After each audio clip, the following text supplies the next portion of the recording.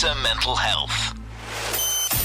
Only on IPL Radio. That's right. You're listening to IPL Radio, and it's Mish on Good Vibrations this afternoon on a wonderful Friday. And what a wonderful day it is out there today. We're very lucky here in Rockingham, WA.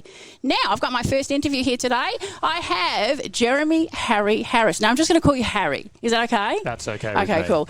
As we said before, just don't call you late for dinner. That's right. Now, Harry, you were going to come in on Friday the 13th because you released a new single called Haunted. I did. Which we are going to play shortly. Oh, thank you. Tell me about Haunted for first. Where did it come from? What was the idea behind it? It comes from somewhere. It does indeed. So Haunted is a song that is on a concept album that I wrote called Walking With My Darkness. And Haunted, track 9 on the album, every song within the album actually has a meaning, and then it's linked to the next. So it's like a story. So it's a concept story album where you literally... every song takes you another step in the journey. Oh, cool. That's a really good idea. Yeah, well, I didn't set out that way. I didn't set out to write it that way. It just happened. So clearly there was a lot going on inside my head and with my emotions as to when I was writing this. So Haunted is really... I never like to tell people exactly what it's about because I want you to take... You figure out what you think from it, yeah. I want you to listen to it, and I want you to take away whatever you need to take away from Oh, the song. good. That's a really good idea. Because I find that if I go, oh, well, it's about this... Then they'll take that on and not listen to it in their way. It's like reading the last page of a book. You know, before you start opening. Good point. Up. So to me, it's like... the overall arching concept of Haunted is it's basically imagine living through the same experience day in, day out. Oh, right. Groundhog Day. Day. Yeah. And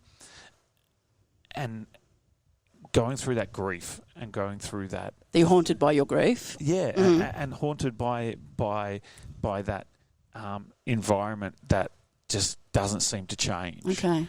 No matter how much you want it to, no matter how much you try to make it change. And just really, that's the concept of this song itself and actually coming to terms with those emotions and those feelings. And when I wrote it, it was a really difficult song to write. I've got to be honest with you. Right, really. Is it something you've written recently and only just released, or is it something you've written a while ago? So this album, I started writing this album in 2020 during lockdown. Yeah, yeah. Well, we stopped working, we stopped gigging because there was no gigs. Nothing, yeah. And I was like, well, what can I do here? And a friend of mine that I've worked with in the past is in Cuba, and he said to me, hey, man, I've got some music. Do you want to have a listen? Oh, cool. And that was we'd already written a song together, which had done really, really well. And I thought, he actually helped me write Kings of Time. And I thought, you know what, that was a really good experience. Let's do something. Yeah, why not? And so we just kind of online, we were just chatting. And when he sent me Haunted, the music for Haunted, it was actually totally by accident. Really? They're the best ways to come across stuff. He was actually writing it for a different song. No. Yeah, I know, right? So it's meant to be. We were writing the actual title track, Walking With My Darkness. Yeah. And he gave me this beautiful piece of music, which was really funky and upbeat, and I had all these really kind of great ideas of what to do with the song, but I couldn't make it fit. I just couldn't make the lyrics and the feelings fit with the music. So from there, I said to him, mate, could you I just want to take the chorus. Yeah. And can you get me something else? And all this is done by someone in Cuba, and you're over here. That's right. So I'm just going to take the chorus, and you just write me something else. And then so he's like, oh my goodness, all right, So I'll write something else, and he sent this thing through to me, and I was like, oh, it's brilliant. Oh, cool. It is absolutely amazing, but it doesn't fit with my ideas for Walking With My Darkness. And he's like, are you serious? I'm like, don't worry about it. I've written a whole brand new song just with what you've around got. that. And that's how Haunted came That's about. amazing. Yeah. Amazing. and it was actually the lyrics were penned by myself and also a co-writer. Yeah. And I'm not allowed to mention who that is. No, that's cool. Yeah. Because they've actually asked to remain the muse. Okay. But I have actually, I've given them a pseudonym and a credit on the album. Oh, right. I'll have to check that out. Yeah. But yeah, just call them Kermit the Frog or something. Yeah. I'm not sure they'll be appreciative of Kermit, but so yeah, and so we started collectively writing together, and they basically wrote a bit of a story of their life in a way, and I took that and I said, look, before we start working on this, I need to be really honest with you. I need to be upfront. What I've just read here is heartbreaking. What I've just read here is soul-wrenching. And if this is really important to you and really valuable to you, then we need to stop now, because what I'm going to do is I'm going to take what you've written here, I'm going to take what I need out of it. Okay. I'm going to put what I need into it, and I'm going to morph it around. How did they feel about that? Because you're taking away their memories and their story, and you're ripping it apart. I think they were actually better prepared for it and more accommodating than I was. Oh, right. Okay. I even got goosebumps just talking about it. Because you'd feel like you were imposing. Oh, I was so frightened. Ripping their soul. I was so frightened that I would not do the song justice, for starters. Okay. Secondly, I didn't want to take away that, it was really a deeply emotional thing for them. Yeah. And I didn't want to belittle that. I didn't want to take that away, because that would be scary for you to do. You know, they're bearing their soul in a way. And so there was a lot of back and forth with regards to that. And they were like, look, it's cool. If I don't want you to have it, I'm not going to give it to you. Okay, that's cool. And I was like, okay, but I really need you to think about this. And by the end of it, when I finished the song... Did you ask for their approval once you'd finished it? Before you released? Oh, yeah. Okay, yeah. Oh, yeah. You feel like you'd have to, wouldn't you? Yeah. Just out of a moral and ethical obligation, but also because I really care about this person. Okay, and, cool. We're really close when it comes to... You didn't want to muck up the friendship. No, that's right. And I wanted to show that respect as well, because when you're sharing emotions, it's... And then you're going to put it out to public forum. It's a very big step from having a chat on the couch with somebody. For sure. To going, oh, by the way, let me just air this in front of everyone. And what was their response when they heard it for the first time? I want 2%. Good one. Only 2. I think it's their story. They should have got far more than 2%. But were they happy with it? Yeah. Actually, they didn't ask for 2%. No, they asked for 10. But anyway, when I went into the studio and I recorded the first vocal for it. So the music was already written. Yep. And I'd already kind of sung the song to them,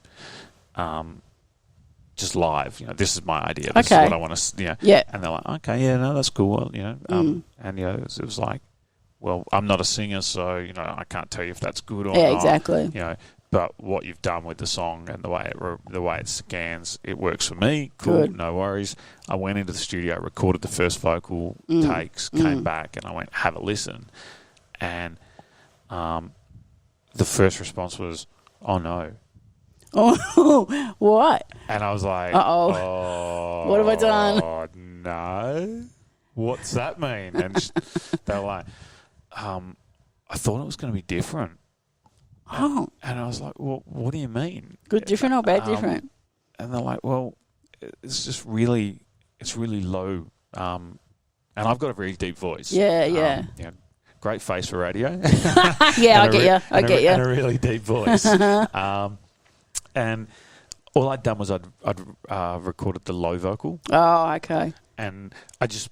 was so excited to give them something. I just go, well, here it is. And I'm like, oh, no, there's more. Yeah. It's coming. We just haven't finished it. Okay, I just wanted to get your idea. Yeah. And it was like, oh, okay, no worries. So then when I finished the high vocal, because this album, the signature on this album is high and low vocals. Yeah, because when I was listening to your album yesterday, there's definitely, it sounded like 2 or 3 people singing. So you obviously do all of those. So I'm a big vocal harmony Okay, fan. cool. I love it. I don't know. It's just something about it that just brings, the joy up for me. Okay, yeah. So, but you're the singer on all of it. So for the majority of things that I do, I've got a pretty reasonable range when it comes to singing. And I'm blessed to be able to hear different harmonies, and I've been singing for a long time. So a lot of the times, it's me sitting in there and going, all right, well, I'm going to sing the melody. Then I'm going to sing, an octave lower to give it that bass line that really fattens it up. And then I'm going to sit there and go, okay, well, I want to sing a third or a fifth or whatever to just get the harmonies going. And I hadn't done that when I initially had shown the. No. But then when I got the melody, it formed its life. It sort of grew. And then the response was, oh my God, this is amazing. Oh, that's good. And I was like, thank you. But it was still really, even in the studio when I was recording it, I think I put more pressure on myself than anybody else to get it. I'm not one to ever go in and say I want something perfect, because if you're searching for perfection, you'll never find it. Especially not in what me. is perfection? You're not going to find perfection in me in any way. So, but I don't go in going I need perfection, but I do aim pretty damn high. Yeah, and I guess for me, I put that pressure on because I didn't want this to be just another filler. Okay. I wanted it to be a single. single. As special as it was, yeah. And at that point, I was in some very secret negotiations with a record label, which no one, we weren't allowed to talk to anyone about it. Wasn't allowed to say anything. Hush. It was all. Did you have to sign an agreement to say you weren't going to say anything? Yeah, NDAs. That's all. It's all exciting. It was, but it was also kind of scary. Yeah, because I've always been in control of my musical career. that would be scary. Yeah. And all of a sudden, someone else is telling you what you should be doing. And do they give you much free rein? For this album, I was pretty lucky. I'd had a single release with them in 2020 for a song called "Shout Down the Silence," and that was that song went off.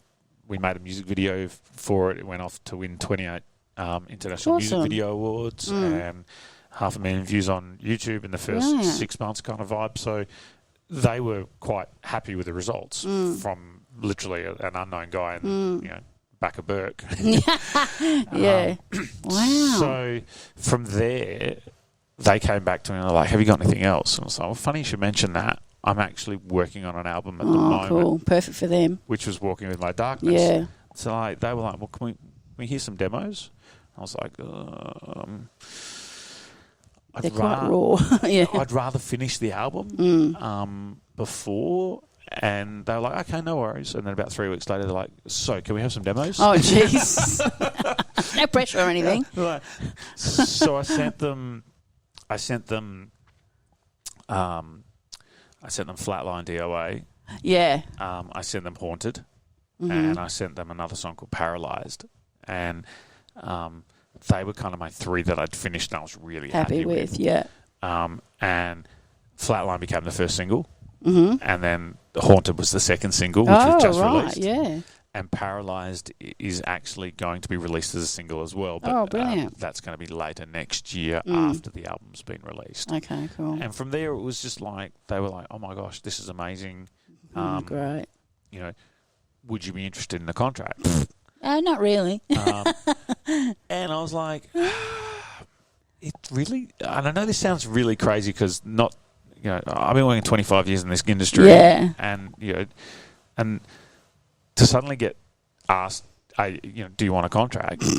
The schoolboy in me is like, well, jumping on the couch like a Tom Cruise thing. Yeah. Oh, hell yeah. Of course I want a deal. Yeah. And then, but you got to be cool about it. And then the adult part of me is like, well, hang on a second. what is the contract? That's You know, right. what are you actually Offering. What are you offering? What do I have to give up? Yeah. You know, That's a big thing. what's my responsibility in all this? And then I also had to look at it and go, well, what's my responsibility to my family? To For sure, yeah. You know, I'm not a young guy anymore. Yeah, I'm not old, but No one's old. but Not old. you know, I'm certainly not 20. No, you that's know? right. And so I said, look, send the contract over and I'll have a look. 237 pages. Oh, no. Did you have to get the lawyer to have a look at it? Oh my goodness! You'd have to get someone legal to look at it. I was sitting. I have this beautiful couch out on my porch, which my dogs and I sit on every morning. We have my coffee there. Oh. I kind of chill out. Yeah. Prepare myself for the day, and my dogs kind of sit there, and we have cuddles, and it was great. Yeah. And I was reading this email, and I distinctly remember I was sitting on the couch. I had my coffee cup in one hand. I had the phone in the other, reading this email that had just come in saying, "Oh, we've sent the contract. You know, feel free to have a look at it." And I literally just taken a sip, and I read, "See, you know, we've just sent you a contract, but we're not interested in a distribution contract. Oh. We're wanting to give you a recording and publishing contract for 2 albums." And I remember spitting out the coffee because I was so surprised. Shocked, yeah. Kind of jumping up on the off the couch, scaring the dogs, running inside to where my wife was getting ready to go to work, and I went to start talking and I couldn't say anything. My mouth was just flapping like a fish. And she was like, "Come in or get out. Close the door." I've got to go, yeah. Right? What is going on? You're acting like, you know, you just what's happening? Are you having a stroke? I'm like, Yeah. I just got offered a recording contract for 2 albums, a 2-album deal with publishing. Wow. And that to me was exceptional. The dream come true.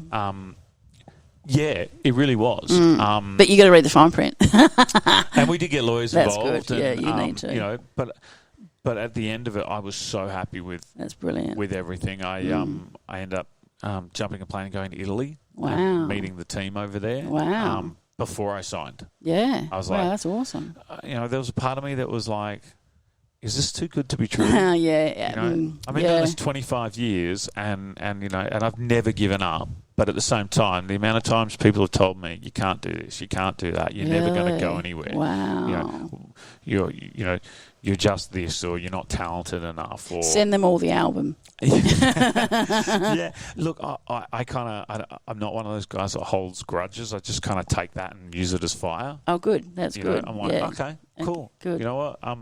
Gives you more motivation. If that's not for you, it's not for you. You know, it's cool. I don't, you know, I don't necessarily need you to pat me on the back for me to get out and do what I'm doing, because I love what I do. Yeah, If you don't like the music, that's cool. I respect. Not that. everyone's going to like it, for sure. Exactly. Yeah. You know, even my young nieces and nephews, they're like, "Oh, you know, Uncle Jay, you know, you're a big rock star. Don't like your music." I was like, "Well, At least they're honest. And I'm like, "Well, what do you like?" You know, and they're like, you know, we like hip hop. We like." Oh, know, right. Okay. like, and I was like, "Well, that's not Taylor me." Swift. Yeah, exactly. That kind of stuff. You know, I'm cool with that, but it's not me. Yeah. So Haunted for me was really important, and I really pushed the label to put it out as a single because it was such a tumultuous and really, in a way, cathartic as well. Okay. Cathartic, meaning, you know, just something that allowed me to really come to terms with my own journey on things, because there's a lot of, you know, this whole album is all about love, loss, death, everything in between, the grief, the denial, and Haunted is. You know, look, we've all done things that we're sitting back and just going, "Man, why?" Yeah, why? Is it okay if we talk about your past or things that have happened to you? I want to know. We spoke. That's what this album's all about. Yeah, we spoke before the mics came on, and you said that you were in the army. I was. Have you always been a singer? Where did that come from? Yeah, look, I think I have. I think I have. Like, as a kid, you know, I was raised in a pretty strict, you know, religious household. So it was church every Sunday. Wow. In WA? Yeah. Okay. WA, yeah. Actually, my grandfather was part of the team that put Sunshine FM together. Oh, is that right? Yeah, he was brilliant. My grandfather was a pastor. Oh, cool. That was strict family then. Yeah, no, but he was kind of cool. Oh, it was good. He was cool because he actually started his own pirate radio station. Good for him. When I was a kid, and that's one of the big things I remember as a kid. I remember going in and I was never allowed in his broadcast unless I sat in the kind of in the back and very very quiet. And I was just fascinated by all of that. Awesome. And as a kid, I got into musicals. I got into singing and acting and playing instruments. Yep. And I had a guitar scholarship as a kid through primary and high school. And I was always that extrovert. I was always that guy that was going to stand up in front of everyone and talk or sing. So that was what was on your final yearbook, like he's the extrovert, or he'll go far, or he's the singer, or he's the entertainer. What do you remember what they said? Or what would they have said? I don't know. I was kind of the awkward kid though. Okay. I was quite short and fat, and so I was picked on a bit, bullied. Yeah. Obviously I'm 6'2" now, and I'm those days are long gone. Long gone. Yeah, long gone. But and I came from a separated family. So my parents separated when I was really young. I had 3 older sisters, no brothers, no male role model. Yeah. Lots of pulling and pushing between the family when things really went south. Bad, yeah. So there's a lot of that kind of challenge to grow up. And by 15, I was like, screw this, I'm out the door. Okay. Why the army? Because I needed a job. Okay. Yeah. And they'll always say yes.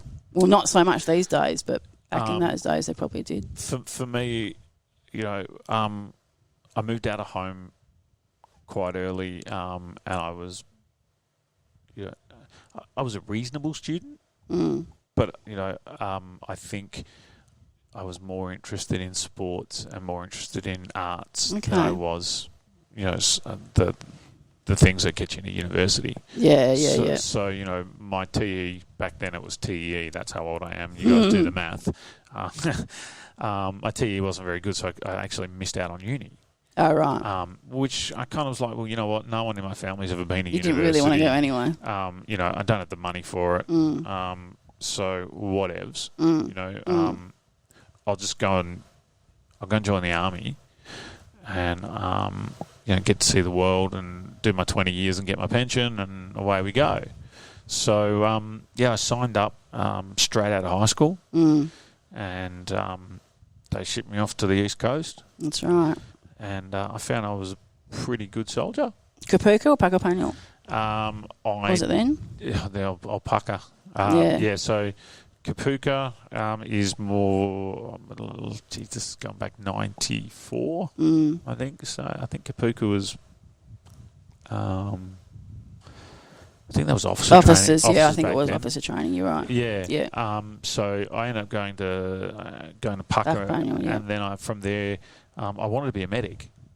And so I did all my testings when I joined, and I was a Cat K freak, which basically meant that I could do any job within the army. So obviously I wasn't that stupid. No, not at all. And they offered me a signalman job. And I kind of went, well, what's entailed with that? And they're like, well, we're going to send you up to Queensland, and we're going to train you for 18 months, and then we're going to send you to Canberra and put you in a hole in the ground, and listen to satellites and things like that. And I was like,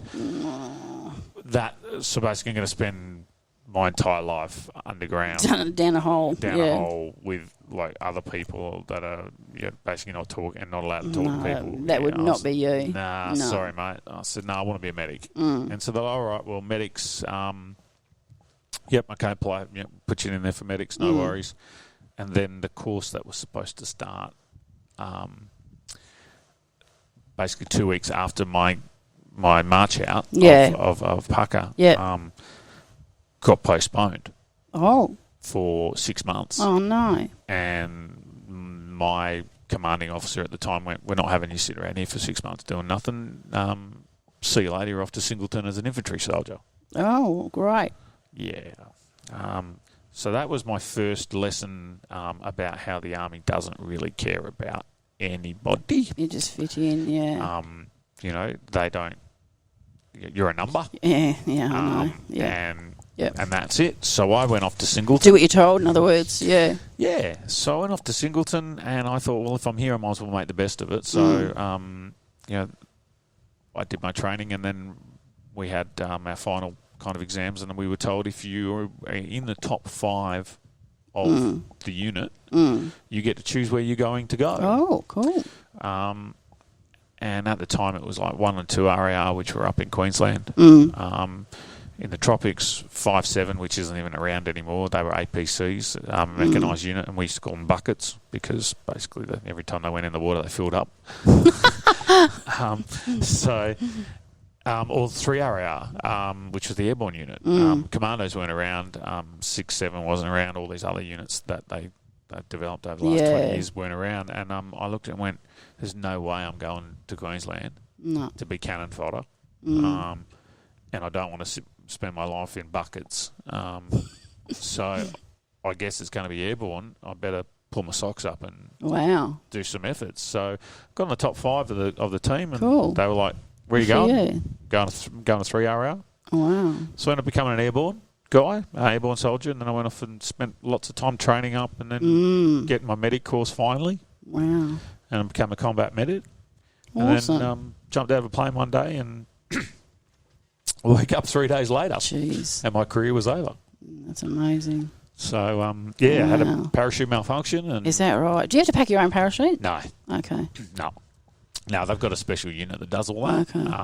Well, they did. I don't know what the story is now. It's been a long time. Change, yeah. Yeah, I got out in 2001. So, December 2001 I was out. So, it's been over 20 years. So, I'll be honest, I wouldn't know what it's like now. But back in the day, there was a special unit that was attached to... That's all they did was parachutes? That was their gig. Oh, God.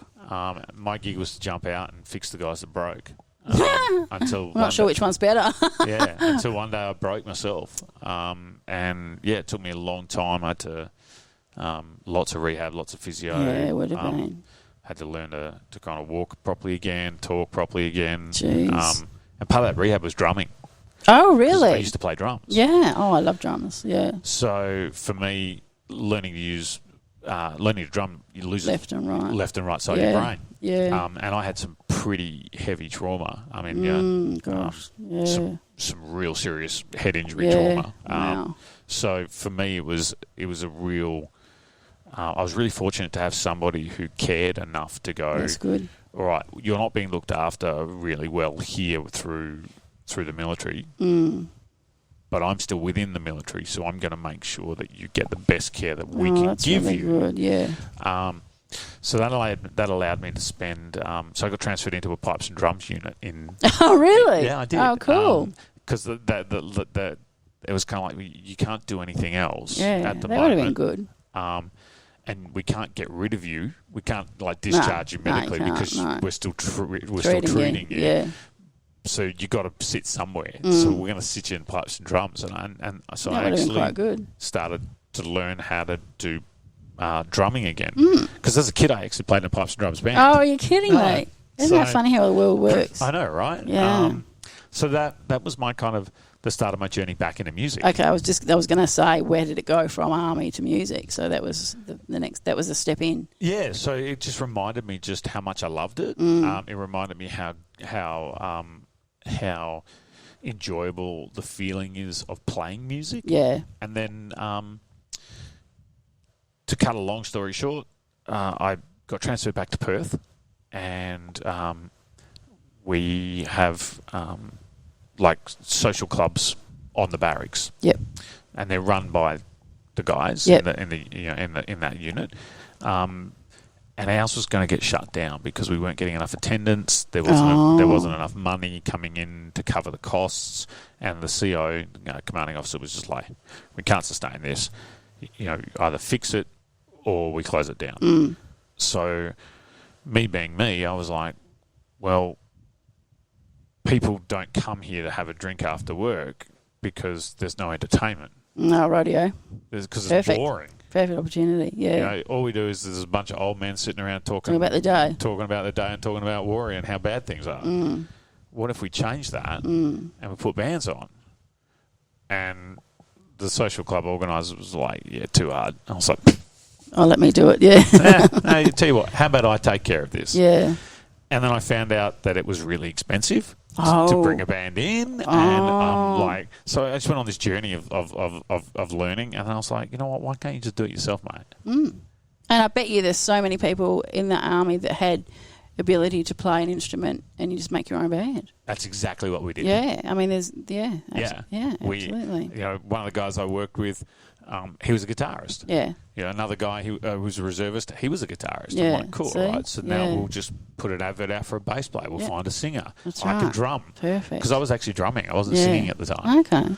And so we formed a band. See, it's perfect. And it wasn't costing a thing. No. And the social club, which was affectionately called the Boozer, the old Boozer, stayed open, and we started playing music. Yeah. And next you know, get a knock at the door, and some guy's like, "Hey, you guys sound pretty good. I got a party. Oh, really? Do you want to come play?" And I was like, "Oh, we can play.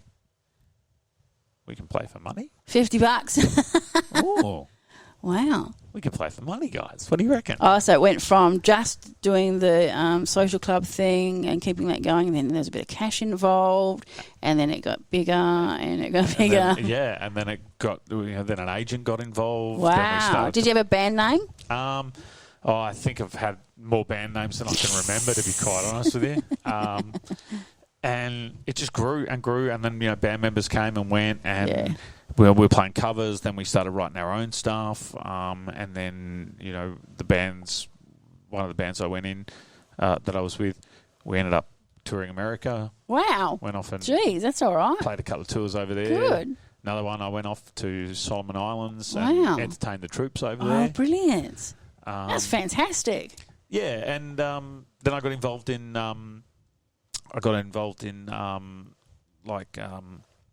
it's not Beyond Blue. It was called Blue Sky Day. Okay. And back in the day, it's not around anymore, unfortunately. But it was a community kind of organisation that did events for mental health awareness. Yeah. And Blue Sky Day was like perfect. Because I was like, well, we've got a band, I've got a PA system, we can. I'm in the scene now. I've been playing for a few years. I can get some other bands involved, and this thing just grew from like a community little thing down in Armidale to this massive kind of event. That's brilliant. And it was all about mental health awareness. That's perfect. And it was about giving people who had mental health challenges. I never say someone's got a mental health problem. No, you can't say that. I won't say no, that because it's not a problem. No, it's a challenge. It's a journey. I call it a journey. You can do that too. Yeah. For me, to me, it's. I've always had that. I look at things as challenges because with a challenge, I always take encouragement from challenges. Yeah. So for me, it's not a negative context. Yeah. It's a real positive. It's like this is the Gives challenge you motivation that I can get through this, or that I can succeed to overcome whatever challenge I've got. Yeah. Other people, whatever word you want to make it work for you is cool. But for me, it was all about let's get the awareness out there. Long before governments were doing Are You OK Day, long before, people actually recognised that there might be a mental health crisis in Australia.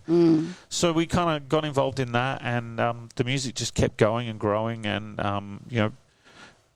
I just stayed my course. For you. Just kept going. So let's go fast track it. Where are you now? What's happening now for you? So where am I now? Right now, I have just we put the finishing touches and finished the album. We're in the process of finishing off a live performance DVD. Oh, right. That we shot earlier this year with my band, The Treachery of Ravens. Oh, cool. I know, right? I love the name. It's so cool. We call them TOR for short. Oh, don't do that. It takes it away. Well, yeah, but most people are like Treachery of Ravens. Isn't it A Murder of Ravens? No, it's A Murder of Crows. Okay, right. And that's they're totally different. Yeah. See, I thought it was A Murder of as well. Yeah, but my highly educated wife, who's so much smarter than I am, she was like, Murder of Crows, Treachery of Ravens. Wow, I didn't know that. That sounds even better. That sounds so cool. Yeah. I'm going to take that. So we've just finished I'm just in the middle of editing the last 3 songs. Okay. For that, and that'll be finished. No release date for that yet. We're not even sure if we're going to release it. And then between now and the rest of the year, the band and I are working very closely at preparing for the pre-album launch. I was just going to say that you've got a VIP event coming up. Tell us about that and how we can get hold of that. Thank you for the opportunity to promote. I'll just put my radio voice on. There you now. go. That sounds awesome. I'll be out of a job.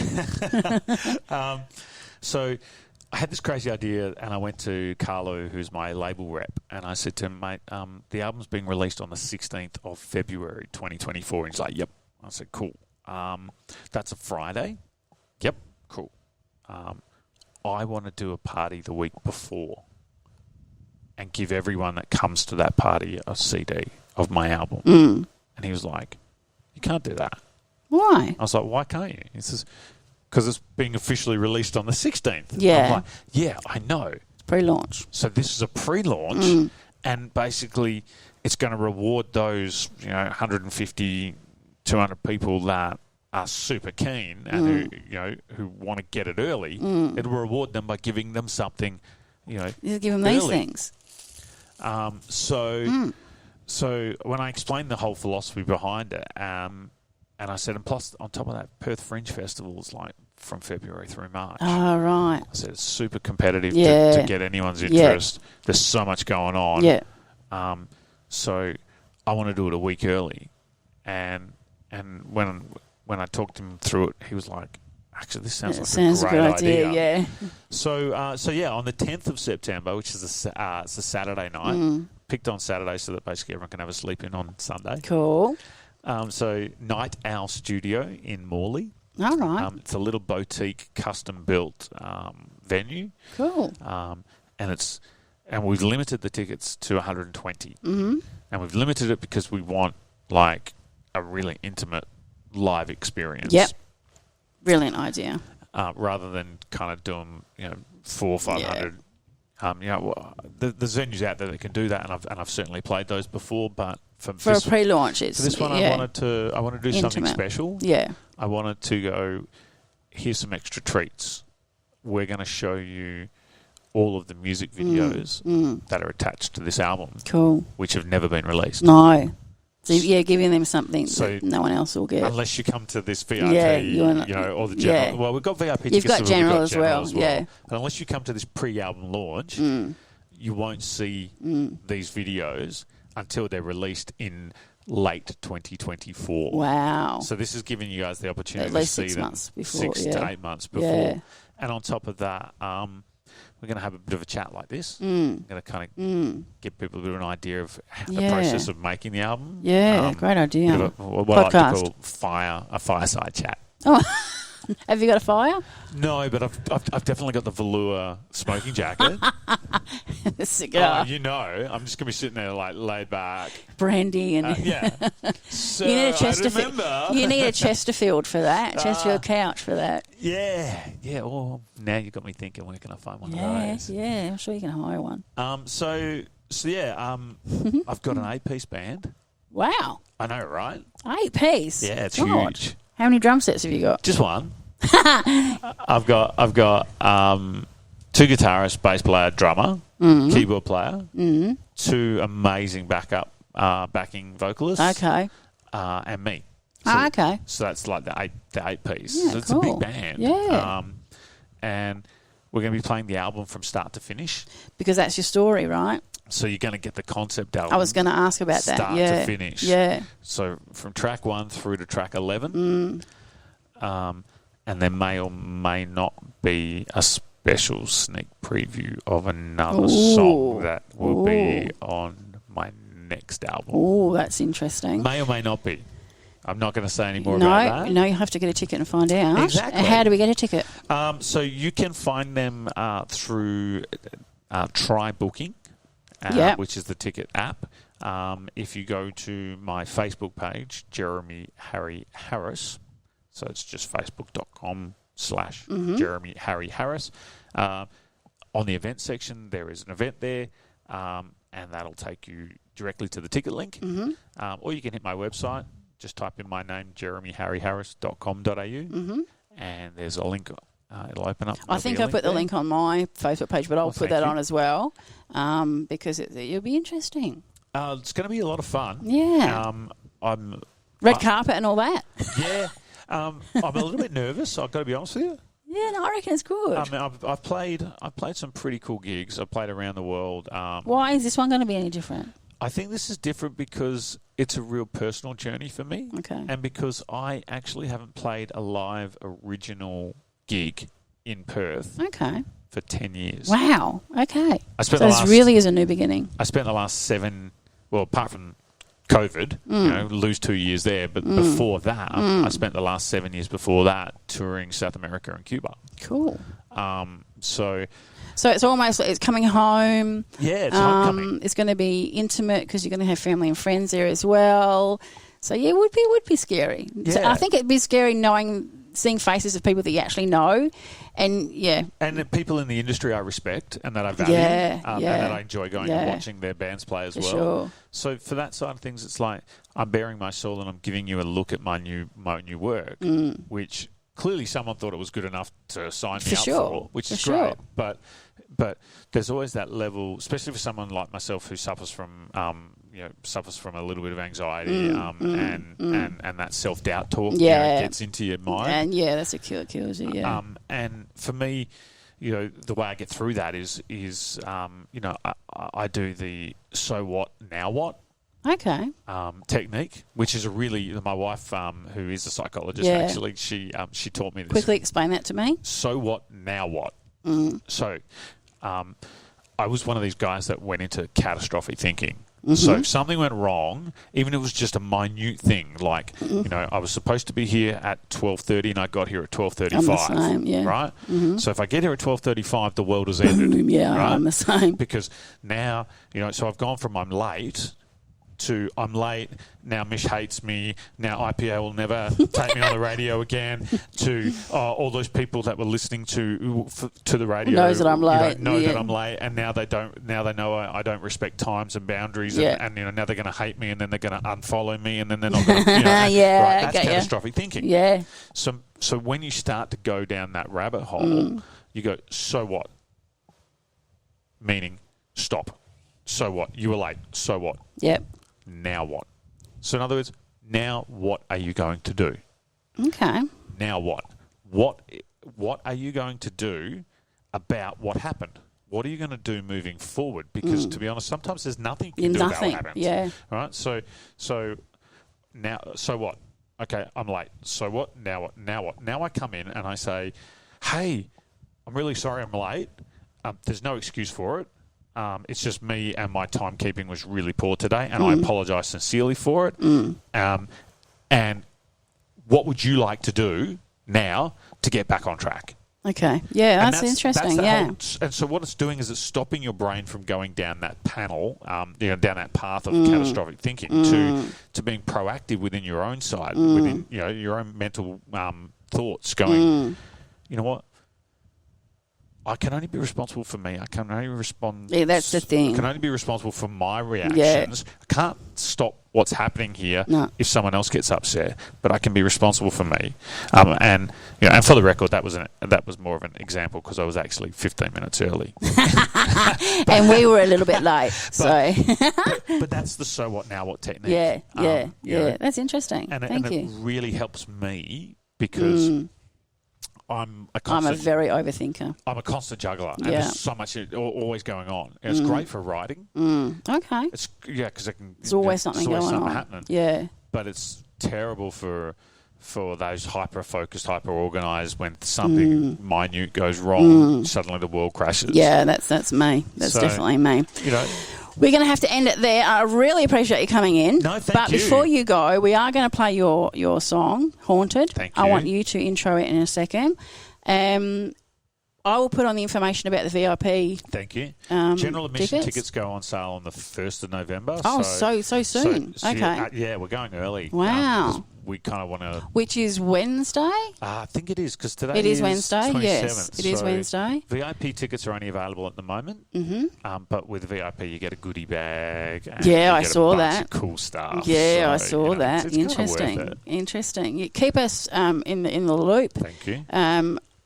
Yeah, I think you're doing a wonderful job, and you need to continue with that. So So you intro your song, please.